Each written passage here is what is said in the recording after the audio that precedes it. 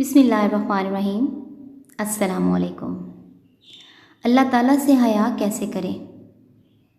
रसूलुल्लाह सल्लल्लाहु अलैहि वसल्लम ने फरमाया, अल्लाह ताला से शर्म व हया करो जैसा कि उससे हया करने का हक़ है।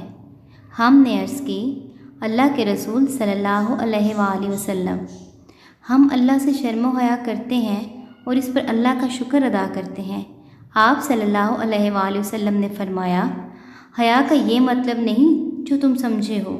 अल्लाह ताला से शर्म व हया करने का हक़ ये है, तुम अपने सर और इसके साथ जितनी चीज़ें हैं इन सब की अल्लाह ताला की नाफरमानी से हिफाजत करो और अपने पेट और इसके अंदर जो चीज़ें हैं उनकी हिफाजत करो।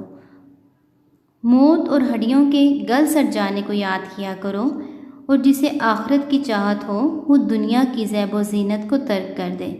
बस जिसने ये सब पूरा किया तो हकीकत में उसी ने अल्लाह ताला से वैसा हया किया जैसा कि उससे हया करने का हक़ है। जामिया तिर्मिज़ी 2458।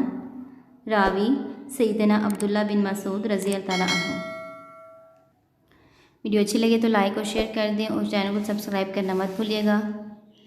अल्लाह ताला आपको और मुझे जो मैंने कहा और जो आपने सुना उस पर अमल करने की तौफीक अता फरमाए। अल्लाह हाफ़िज़।